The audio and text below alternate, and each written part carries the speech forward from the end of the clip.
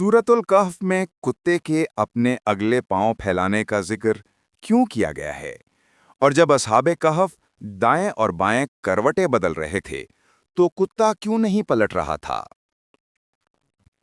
हम में से अक्सर ने सूरतुल कहफ सैकड़ों मर्तबा तिलावत की होगी, मगर शायद ही कभी इस बात पर गौर किया हो कि कुरान ने कुत्ते के पलटने का जिक्र नहीं किया। हालांकि हमें बताया गया कि असहाबे कहफ को दाएं बाएं पलटाया जाता रहा ताकि उनके जिस्मों पर जख्म या सड़न पैदा ना हो।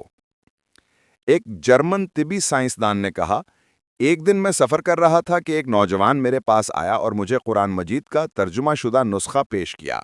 मैंने शुक्रिया अदा किया और उसे जेब में रख लिया। इरादा यह था कि नौजवान के जाने के बाद किसी को शर्मिंदा किए बगैर उसे कूड़े में फेंक दूं। मैं उसे भूल गया और जहाज में सवार हो गया। परवाज तवील और बोर थी। जेब में रखा वो नुस्खा याद आया तो मैंने उसे निकाल कर वर्ग उलटने शुरू किए।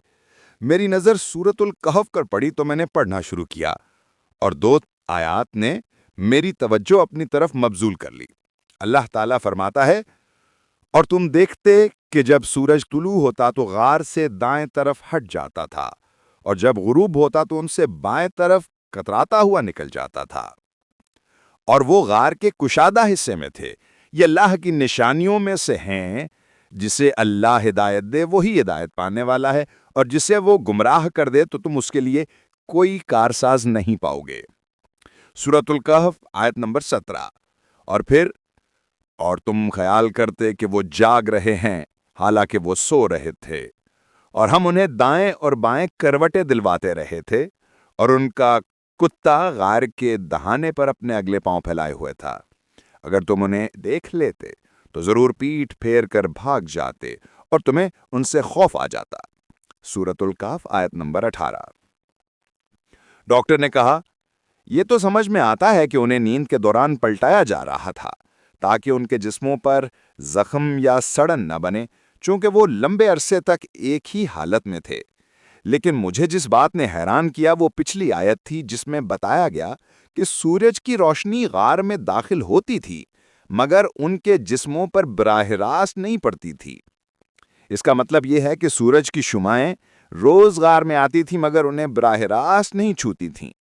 डॉक्टर ने कहा, तिबी तौर पर यह बात साबित है कि अगर किसी मरीज को तवील अरसे तक एक ही हालत में रहना पड़े तो कमर या जिस्म पर जख्म बनने के लिए जगह हवादार होनी चाहिए और बिलवास्ता सूरज की रोशनी होनी चाहिए, मगर बराह रास्त धूप नहीं पड़नी चाहिए।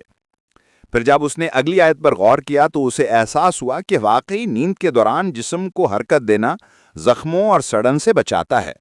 मगर जिस बात ने उसे इंतहाई हैरान किया वो ये थी कि कुत्ता तो नहीं पलटा जा रहा था।